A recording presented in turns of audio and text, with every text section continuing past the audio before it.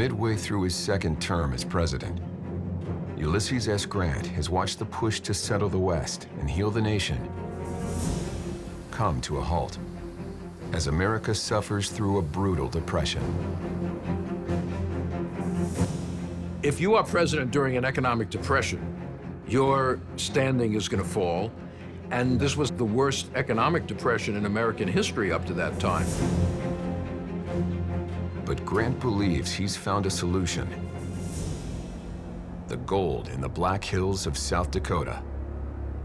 The only problem, its own land that Grant surrendered to the Lakota Sioux 9 years earlier. The United States government wanted the Black Hills. Merchants wanted the Black Hills. Gold seekers wanted the Black Hills. They had a treaty. They couldn't just take the Black Hills. Maintaining a peaceful relationship with the Indians has been one of Grant's proudest achievements since taking office. And he knows that going back on his peace policy would only reignite the conflict. In a last-ditch effort to avoid all-out war with the Indians, Grant proposes a deal. The government offers to buy back the Black Hills from the Lakota Sioux for $6 million. $100 million in today's money.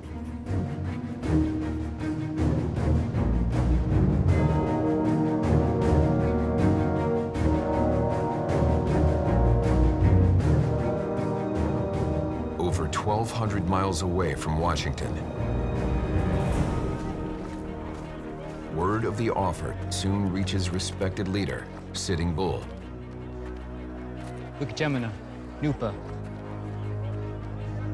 Who knows his people now need to make a decision.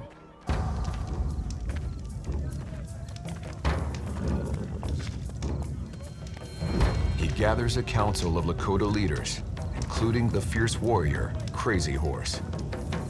I think Native Americans' relationship with the land was very tight and had a spiritual component because they believed that they were connected to the land. They came from the land. So they had a very close relationship with the land, much more than people from outside did, who looked at the land in a more superficial way. Wasichu umakakiape, pikit.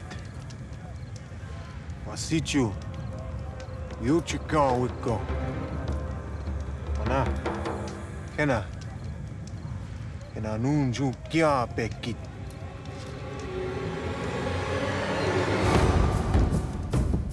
To the Lakota, the Black Hills are more than just a place to live and hunt. They're essential to their culture.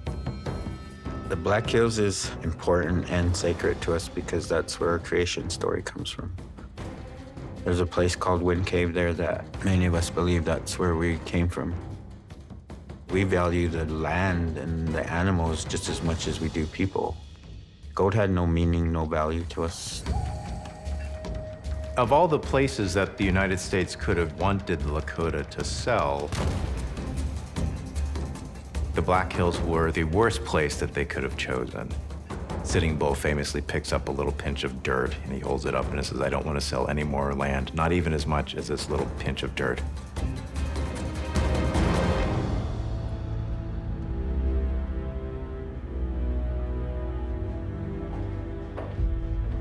These just came in.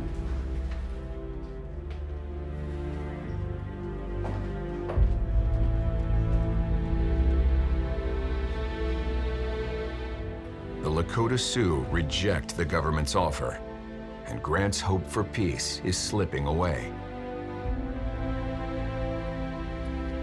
Grant sympathized with the plight of the Indians, but he also understood that he was losing that battle. He was losing the battle with respect to Indian policy. Ultimately, unless the American people were going to tolerate this, it simply wouldn't stand. With all due respect, sir, you have exhausted every political option available in dealing with the Sioux. Our own people are starving. It is no longer a sustainable objective. It's time we start looking at military options.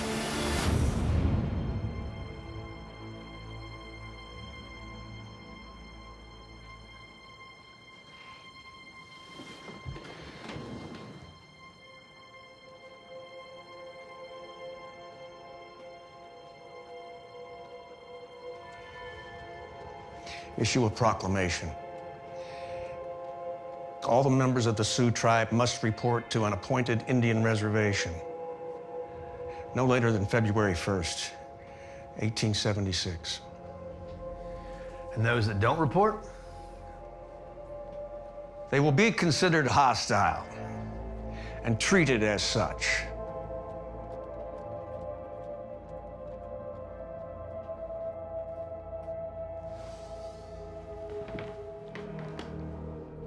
After years of trying to establish peace with the Indians, President Grant is now provoking a war. This was the administration's way of defeating these uncooperative, or at least in their mind, uncooperative Indians and bringing them to terms.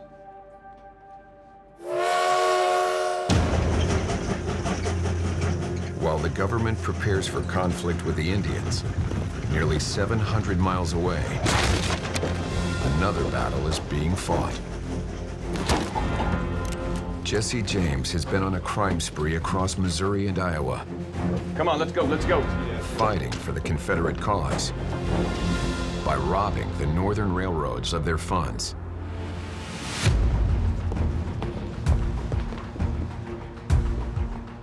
Thank you. In Chicago, famed private detective Alan Pinkerton is looking to put a stop to it.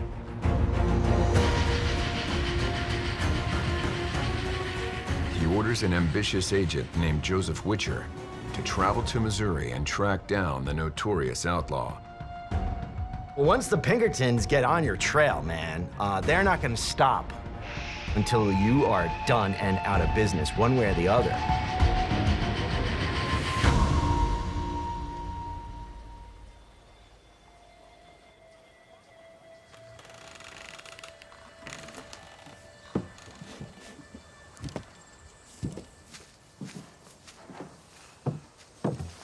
Sir, may I trouble you for a moment?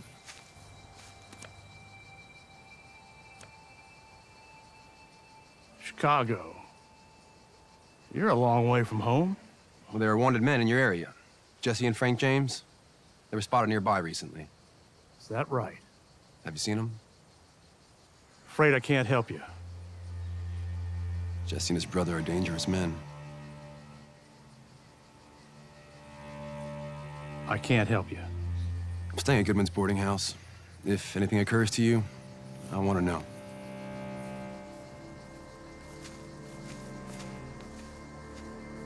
With no help from the local law, Witcher needs another way to learn Jesse's location.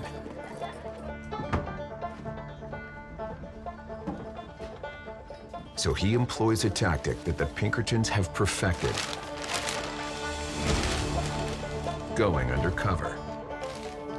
A key to the very long, successful career of Jesse James is, unless you grew up with him or unless you fought with him in the war, no one knows what he looks like. All the authorities have are some eyewitness descriptions, which aren't very good. He can't really be identified. Good day, sir. Hi. How are you? I wonder if you could help me. I'm a little new to the area. I was looking for the James farmhouse.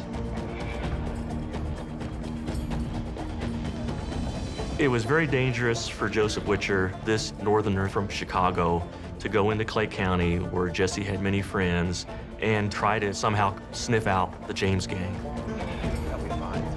To ex-Confederates across Missouri, Jesse's fight against the North has made him a hero, and they'll do anything to protect him.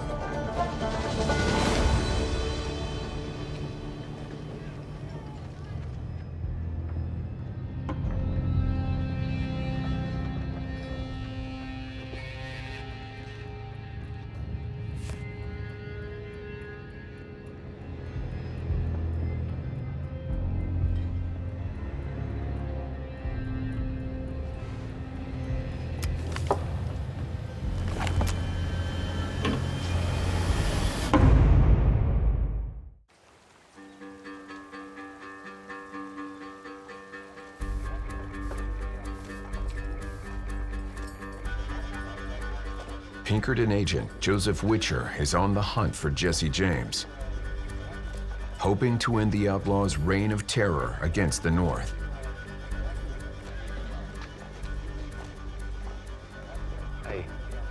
Good day, ma'am. How are you? My name is Henry. I'm looking for the James farmhouse. Do you know? Yeah? After days of searching with no luck, Witcher finally lands a lead. The location of the farmhouse belonging to Jesse's mother, Zerelda. Thank you so much, man. You have a good day. Thank you. Thank you.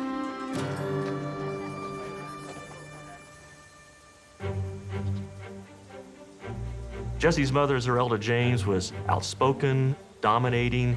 The neighbors referred to her as Captain Zerelda. There was a very, very strong bond between her and her children.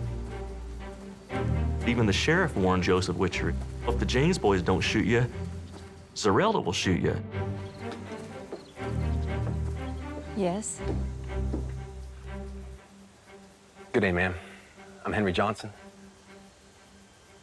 I saw your crops were nearly ripe. I was wondering if you need an extra hand for the harvest. Come on inside and let's talk.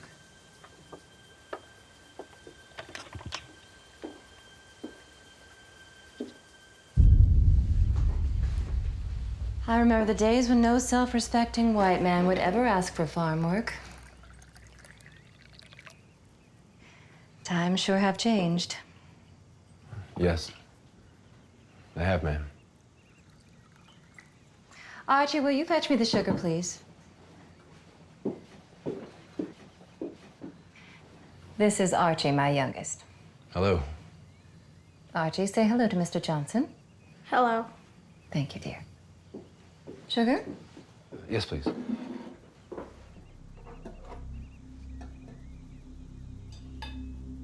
Joseph Witcher had pale skin, he had soft hands, and he was going out to the James farm as some guy looking for work as a hired hand, and he just did not fit that description. Are you any good with a hammer? I have a barn out back that needs some work. Sure thing, ma'am. Right this way.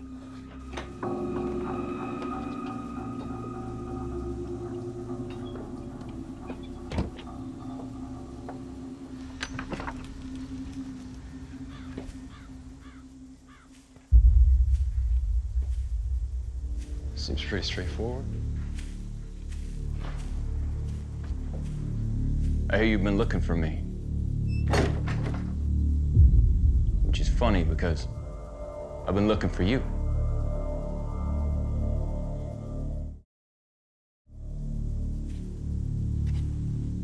I just want to talk. But we don't talk to northern spies.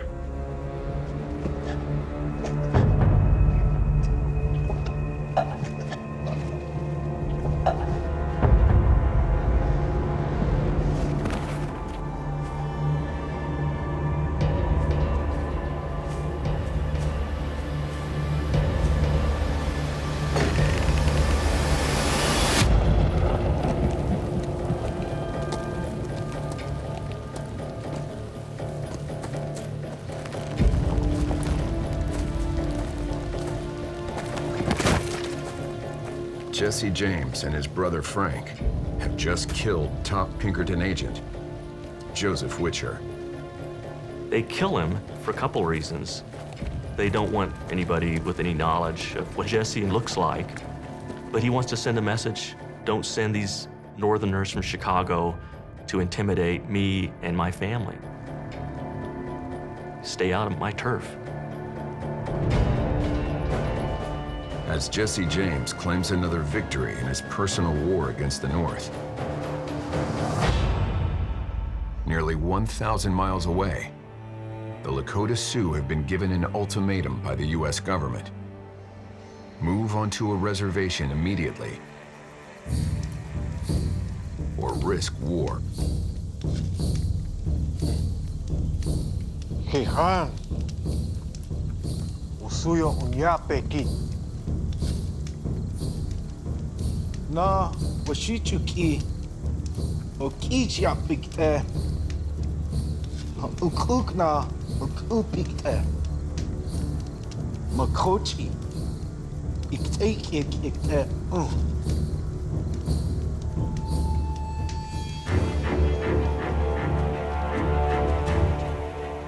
Lakota leaders Sitting Bull and Crazy Horse defy President Grant's order to move on to reservations, knowing full well that they'll now be considered enemies of the United States government. In reality, they were all wanted the same thing, to protect their women and children. We never wanted to fight anyone, but when the government got involved and the army came, then it just became a right or wrong.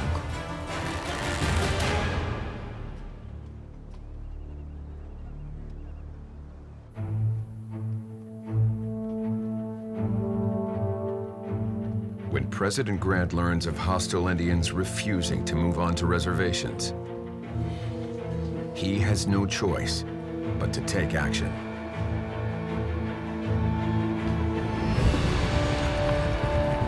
He orders General William T. Sherman to mobilize the U.S. Army in the West, preparing for an attack on the bands of Indians led by Sitting Bull and Crazy Horse.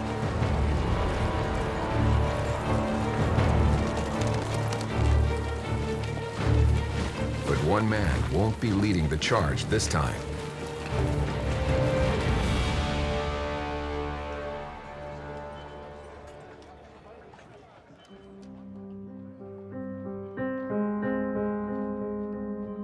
After announcing gold in the Black Hills, George Armstrong Custer is barred from taking part in the upcoming battle.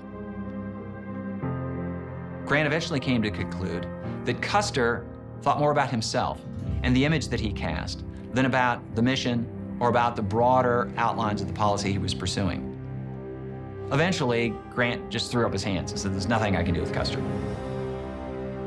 Left out of the campaign against the Indians, Custer begins to set his sights beyond his military career. It is a pleasure and a privilege as usual. As Grant's disastrous second term nears its end, Custer sees an opening to advance his own political ambitions. Using his celebrity, Custer begins meeting with influential politicians in Washington, forming powerful alliances that could help him achieve his new goal of becoming president. Decorated war veteran like myself might well be able to pull off what you're planning. Custer had a following all his own. Members of Congress would invite him to come speak, and Custer would talk, and he would persuade them. In some ways, he had political clout that Grant and Sherman didn't. Now, they both outranked him, but Custer had a following.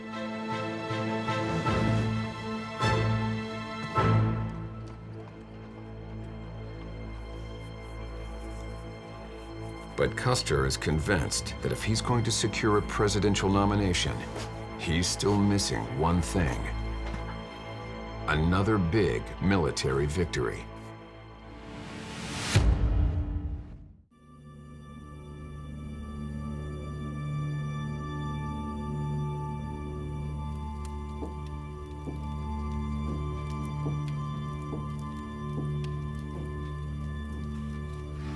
You draw a picture of me? Look at that. Frank, come here. Look at this. You recognize that place? Hey, man. I believe that is to scale. That is perfect. Good job, little brother. After killing a top agent from the most powerful detective agency in the country, Jesse James and his brother Frank go back to life as usual. Oh, how am I frowning and you smiling? I guess that is pretty accurate.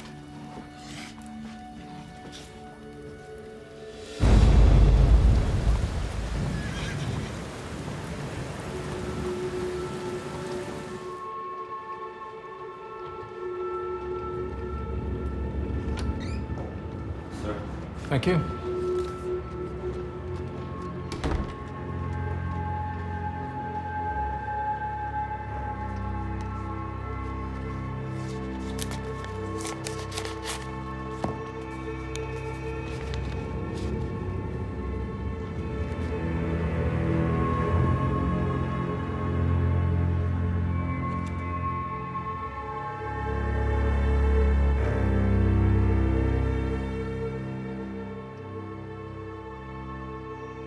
For Alan Pinkerton, the brutal murder of his top agent has turned his hunt for Jesse James into a personal mission for revenge.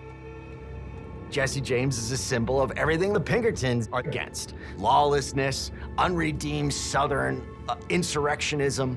If Jesse James was still out there as a symbol that you could get away with this stuff, he had to be killed. If we can get to this area here, the mother's farmhouse, they all live there together. We'll stage the final raid. As a private enforcement agency, the Pinkertons are able to operate outside the limits of the law. Once everything's in place, we'll drive them from the house with this. A firebomb, a gift from an old army friend at the Rock Island Arsenal. We flush them out, and we take them down, all of them. Shoot to kill. In many cases, if you look back, a lot of the people that kind of implemented law and order were, in some cases, just as bad as the criminal element themselves. We're gonna burn that damn house down. Wipe it from the face of the earth. Do I make myself clear? Yes, sir. That defining line between a lawman and a criminal, I think, is much more blurred in the times of the James Gang.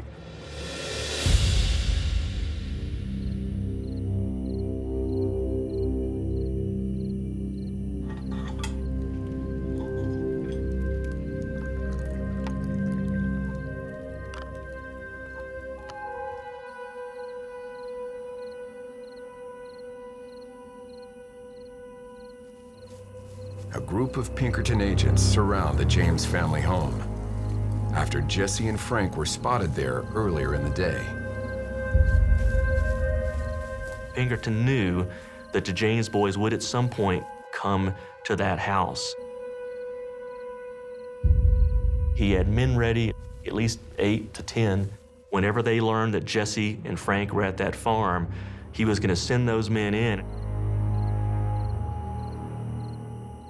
What are we waiting for? Alan Pinkerton plotted to bring about the demise of the James brothers.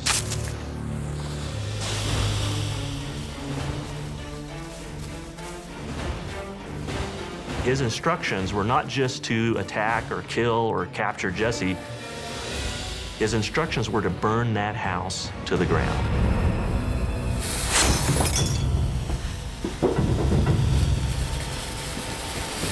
Get back!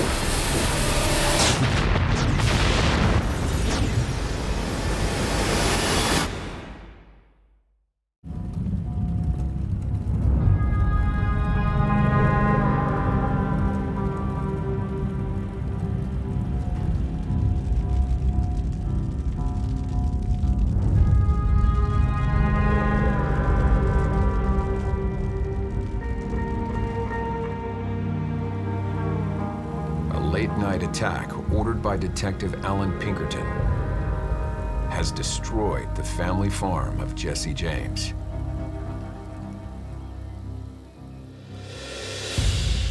But the intended targets are miles away.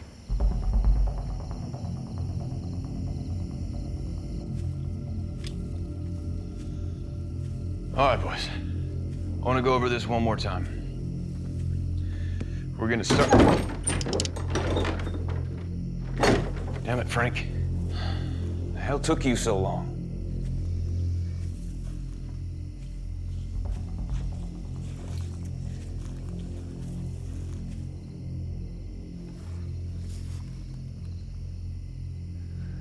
The Pinkertons came by Mama's. She's hurt.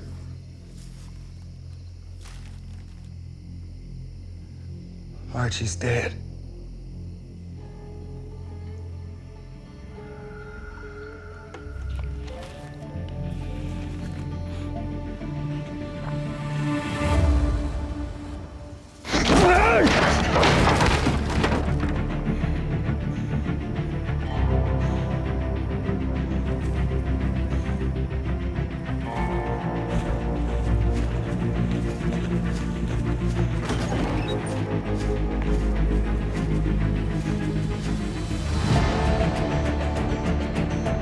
Pinkerton men threw this fireball into the James family home. It exploded. It rips off part of Zerelda's arm. It sends a fragment into the stomach of little Archie, the half-brother who's only 8 years old. It's a mortal wound. Jesse James, who really is already angry, he's angrier now at the Pinkertons, who he sees as representing Northern tyranny and oppressors. So this gives Jesse even more cause to seek revenge. 500 miles away, in the heart of the West, another conflict is escalating.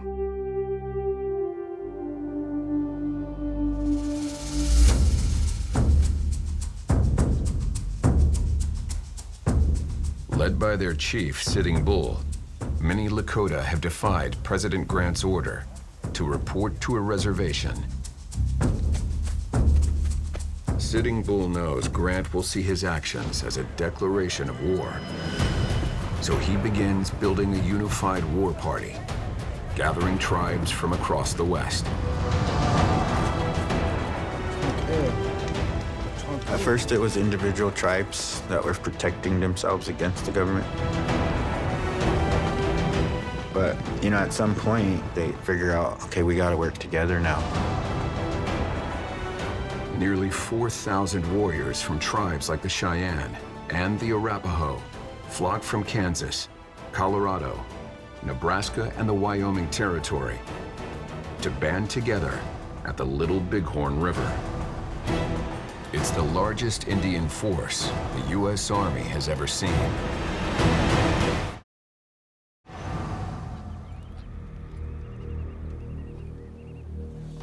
Our reports indicate that around 1,000 Indian lodges are based here. We deployed Custer and 1,200 men to track down whatever remains of Crazy Horse and Sitting Bull's war party, and if necessary, wipe them out. Custer? He has proven that he can take on these savages and win. He's our best option.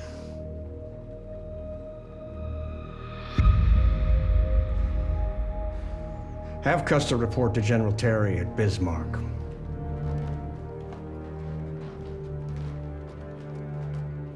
Grant thought Custer was a complete hothead. He was a loose cannon. He wasn't the military guy that Grant liked, which was somebody who just followed orders.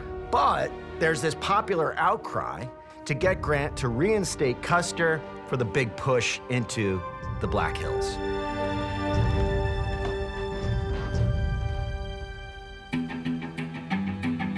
After months of building his political connections, Custer is sent west to the Montana Territory to lead a regiment against one of the largest Indian war parties ever assembled in the U.S., giving him the opportunity that could carry him all the way to the White House.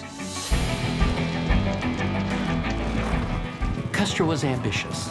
He had great dreams, had the American dream. There's been talk that Custer hoped to get the Democratic nomination for president. He needs a big victory to win glory once again and, of course, move onward and upward.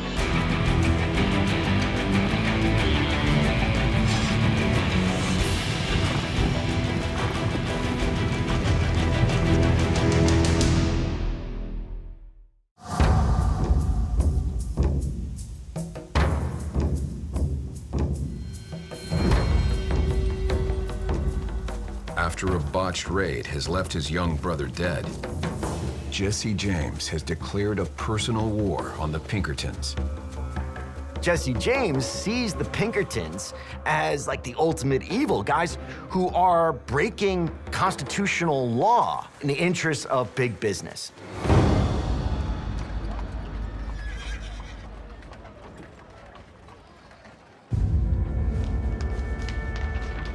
As news of the raid on the James home spreads throughout Missouri, one man sees an opportunity to use the tragedy to rally the South together for the Confederate cause. I want to run this front page tomorrow. Men from Missouri who fought under Anderson. It is not because of the robberies for which they are accused. It is because, like you, they fought for the South. Newspaper editor John Newman Edwards frames the story of Pinkerton's raid as a direct attack on the South by a Northern enemy. The Pinkerton raid turns all kinds of sympathy to the James family. They already had a little sympathy from Southerners, but now they see an 8-year boy has been killed, a mother has lost her child. So the press, including John Newman Edwards, have a field day over what this Chicago private firm has done in Clay County, Missouri. The articles appeal to loyal Southerners, and support for Jesse James and his cause is at an all-time high. To show their support, Missouri residents give Edwards and his newspaper the names of anyone who may have aided the Pinkertons for him to print in his paper. And it isn't long before Jesse tracks them down. One man who's revealed to have helped Pinkerton was Daniel Askew. Pinkerton had a man there acting as a hired hand, keeping watch on the house. Daniel Askew makes the mistake of not leaving Clay County.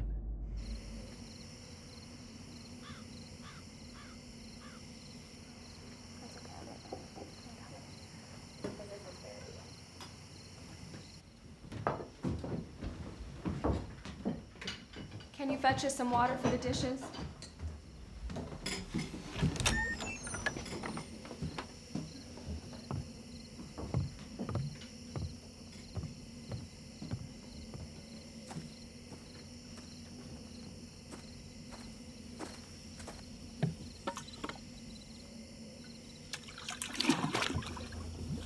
Daniel Askew. Do you know who I am? Yes. That's good.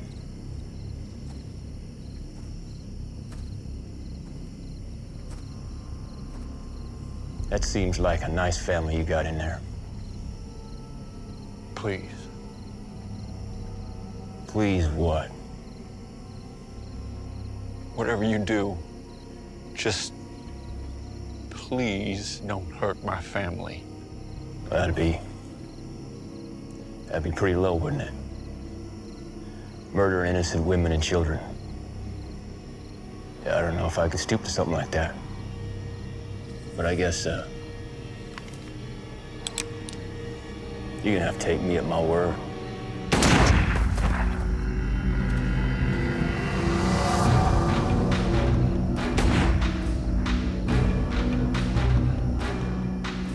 No one is ever brought to trial for the murder of Jesse's half-brother, which again gives Jesse a reason to seek his own justice.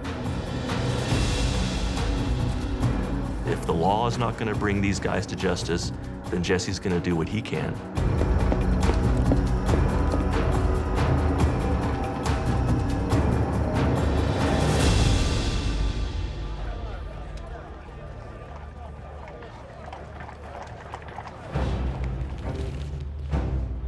"500 miles away, Alan Pinkerton is dealing with the fallout from his botched raid. It was Alan Pinkerton's greatest defeat, his greatest humiliation.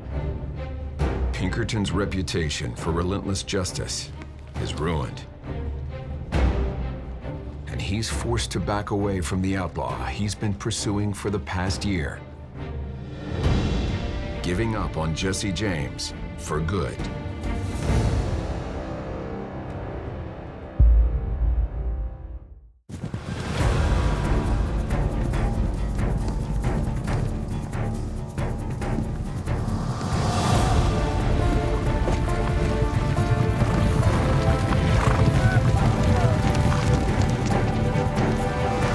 General, we found them. Where? Camped along the Little Bighorn. Good job, soldier.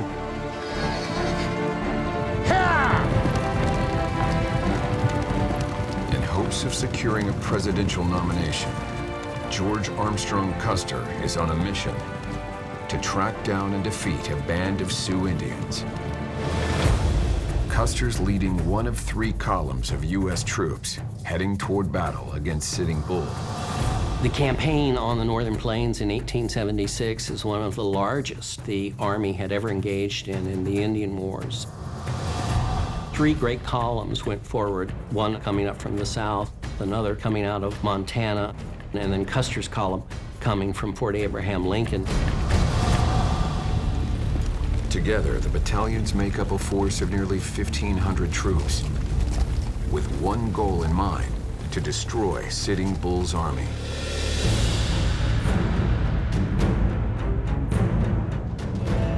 But what the commanders don't realize is that Lakota Chief Sitting Bull has gathered nearly 4,000 Indian fighters, including the fearless warrior, Crazy Horse.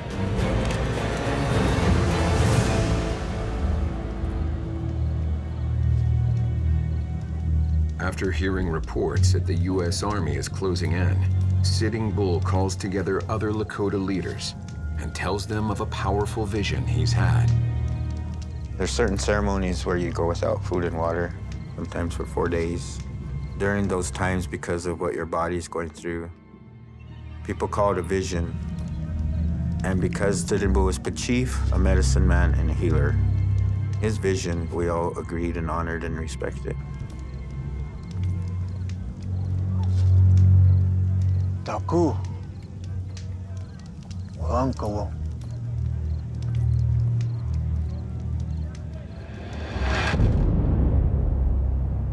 Wichasha Kichita. Wichoti Itama. Here Yapi. Maplushka. Maplushka. Ita. Hipiapi.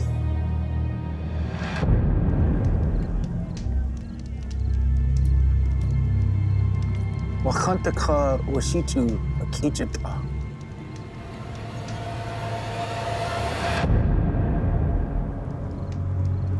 He knew they were going to win. That's a powerful thing to know. It's a powerful faith to have.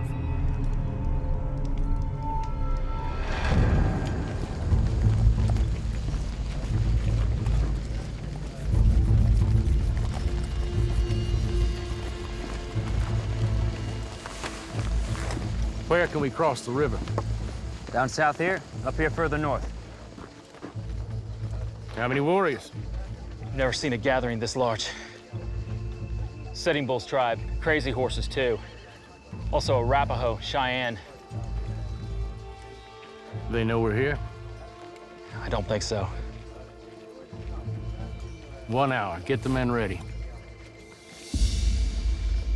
I will not let Sitting Bull slip through my fingers. Yes, sir.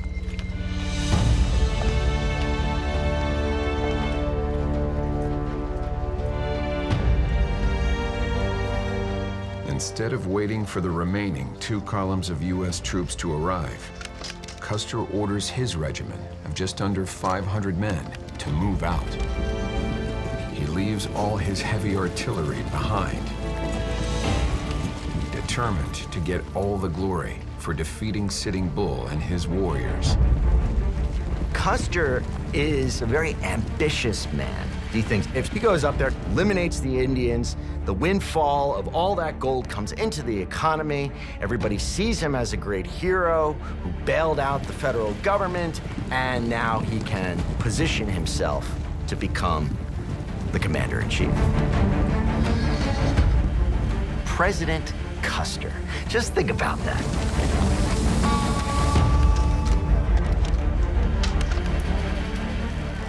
As Custer rides out, the Indians prepare for battle, determined to fight for their people's survival.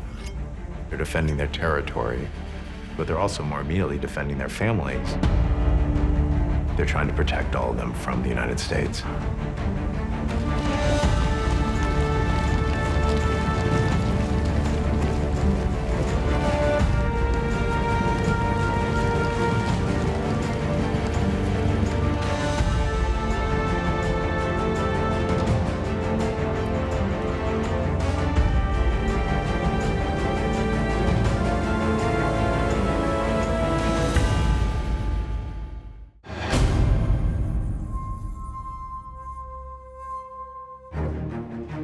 Alan Pinkerton set out to take down Jesse James, he was already famous for heroism on the national stage. Alan Pinkerton gains fame just before the Civil War by preventing a supposed assassination plot against President-elect Abraham Lincoln. Believing that a web of conspirators is coordinating an ambush on Lincoln's carriage on the way to his inauguration, Pinkerton cuts the telegraph lines between Baltimore and Pennsylvania and reroutes Lincoln's carriage so that only he knows the exact route and timing. When Lincoln arrives safely, Pinkerton's intervention makes headlines. Well, that, again, added to his reputation as America's premier detective. When the Civil War breaks out in 1861, Pinkerton serves as head of the Union Security Forces, a group that will go on to become the modern-day Secret Service. He sends spies behind enemy lines, posing as Southern sympathizers, and his team interviews former slaves to gather intelligence on Confederate forces. After the war, he goes back to Chicago, where he runs his growing business. The Pinkerton Agency pioneers law enforcement techniques like shadowing suspects and sending agents undercover. Good day, ma'am. The Pinkerton Agency's symbol, an all-seeing eye, becomes so recognizable that soon all detectives are referred to simply as private eyes. As the country expands west, outlaws begin robbing trains, so the railroad companies turn to Pinkerton to help them track down the robbers. Another problem with lawlessness in the Wild West are the jurisdictions of the states. If you robbed a bank in one state and then you escaped to another state, the sheriff couldn't pursue you. So that made corporations now have to fill the vacuum with private detective agencies like the Pinkertons. The Pinkerton Agency grows in size, and at one point, he has 2,000 men working for him, and nearly 30,000 men signed on as reserve employees. Today, the Pinkerton Agency still exists and is valued at over $1.5 billion, with thousands of agents all over the world.